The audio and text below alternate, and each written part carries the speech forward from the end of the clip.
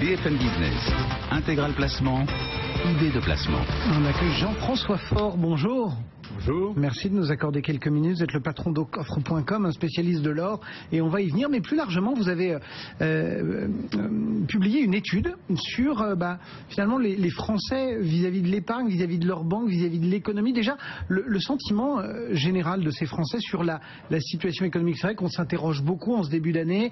On voit les turbulences de marché, on se pose la question, est-ce que les planètes qui étaient alignées peuvent devenir des désastres? Enfin voilà. Comment est-ce que les Français, eux, perçoivent l'environnement économique? Alors Cédric, les Français sont inquiets.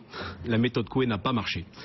Donc les résultats que l'on a eu par le biais de cette enquête avec Opinionway nous donnent des chiffres assez éloquents. On a par exemple 89% des Français qui sont préoccupés par la situation économique actuelle et 81% considèrent même que la situation s'aggrave. Alors on pourrait imaginer peut-être que tout ça est derrière nous, mais non, en fait 26% considèrent que le pire de la crise est devant. Et une chose encore plus notable aussi, c'est que, et là c'est par rapport à notre baromètre, il y a même une baisse, 19% considèrent qu'aujourd'hui notre gouvernement est capable de trouver des solutions à la crise actuelle. Et là c'est une baisse de 3%. Donc il y a quand même beaucoup de prudence, des doutes et de la défiance. Ces Français, ils ont l'économie qui se déroule devant leurs yeux, mais ils ont aussi leur salaire, leur épargne, leur patrimoine à gérer. Leur premier interlocuteur, généralement, c'est leur banque. Là aussi, la relation avec la banque fait partie des sujets que vous avez auscultés. Alors le deuxième problème, il est là en fait, c'est que moi je dirais qu'aujourd'hui la banque c'est un petit peu comme le médecin de famille, c'est un organisme dans lequel on devrait avoir la plus grande confiance, et finalement seuls 59% ont confiance dans leur banque. Pourtant on devrait être à 90%. Pire, 33% ont confiance dans un système bancaire global. D'accord. Donc la défiance est quand même bien là. Qu'est-ce que ça nous donne comme conclusion, comme piste de réflexion? Quelle thématique, quel actif on peut aujourd'hui proposer? Quelles idées patrimoniales peuvent résonner dans la tête des Français? Alors aujourd'hui on en reste sur les grands classiques. L'immobilier est toujours vraiment très présent, 59% d'opinion favorable. L'assurance vie malgré tout arrive à garder une place de second avec 55. Par contre l'or arrive à remonter. Donc il passe à 38% d'opinion favorable, devant l'argent sur un compte bancaire qui se positionne à 36%. Mais le point important, c'est que finalement 37% ont une opinion défavorable concernant justement l'argent sur un compte bancaire. C'est-à-dire que l'avis négatif l'emporte sur le positif, alors que sur le coup, l'or est à 22% d'opinion défavorable et 40% ne se prononce pas. C'est-à-dire que sur le coup, c'est une épargne qu'ils ne connaissent peut-être pas encore suffisamment. Et qu'est-ce qui motive ou qu'est-ce qui freine finalement les Français à vouloir effectuer des placements, à vouloir se pencher, on va dire, sur des solutions d'épargne? Alors, l'envie d'épargner est évidemment toujours présente. La grosse problématique, c'est d'arriver à trouver le support. Et là, on a un souci, c'est un souci d'incertitude sur les placements. C'est-à-dire que passer ces grands placements que tout le monde connaît, on ne sait pas trop vers quoi aller. Et 80% considèrent qu'ils ne sont pas suffisamment informés. C'est-à-dire le problème lié, par exemple, à la fiscalité, comment sortir de ce genre d'épargne dans 10 ou 15 ans, la liquidité, etc. Et ça, c'est les vrais freins.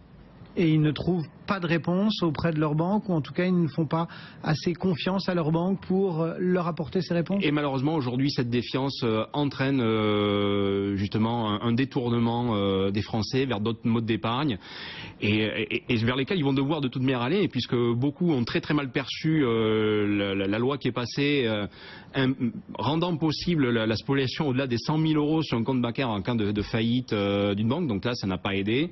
Et puis après dans l'économie vous avez certaines informations qui peuvent transpirer, par exemple RBS, Royal Bank of Scotland, qui indique « Vendez tout, nous sommes face à une crise déflationniste ».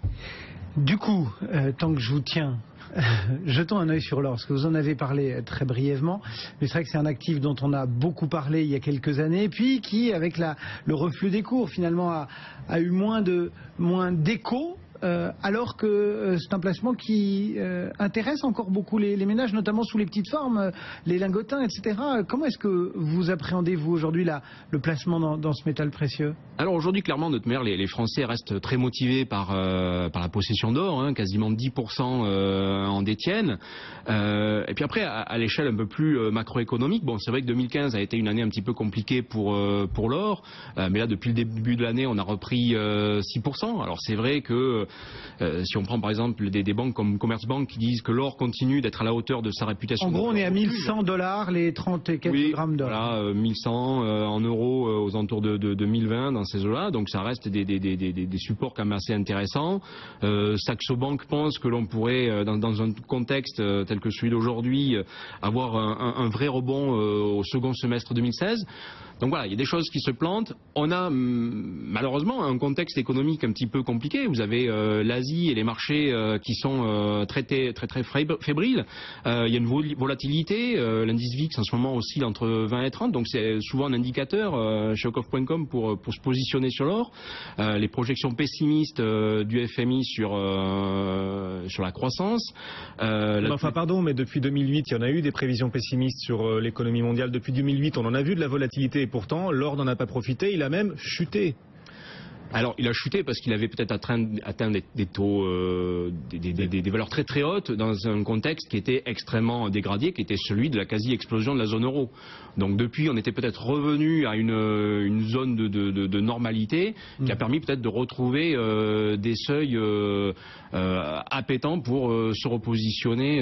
Et l'or repartirait de l'avant, d'après vous, sur les restants cours, il continuerait de rebondir parce que le contexte économique est en train de se mettre en place pour un rebond des cours de l'or, même s'il n'y a pas de perspective d'inflation. On dit souvent l'or remonte quand il y a des perspectives d'inflation. Là, on est plutôt en perspective déflationniste. Ah, mais vous savez, si vous prenez la pyramide de John Exter, l'or est sur le coup le meilleur actif juste devant l'argent sur un compte bancaire pour se protéger d'une déflation. Et ça, peut-être certains grambistes l'ont bien compris, et c'est la raison pour laquelle je prends ne serait-ce que l'exemple du COMEX qui est aujourd'hui un marché extrêmement important dans le domaine de l'or, un record extrêmement bas de conservation d'or physique. C'est-à-dire qu'aujourd'hui, ils vendent de l'or physique, il n'a plus que 2 tonnes de réserve. Donc je pense que des gens sont en train de prendre des positions et on peut peut-être voir quelque chose se produire dans les mois qui arrivent. Merci beaucoup Jean-François. Jean-François Faure, le patron d'Ocoff.com.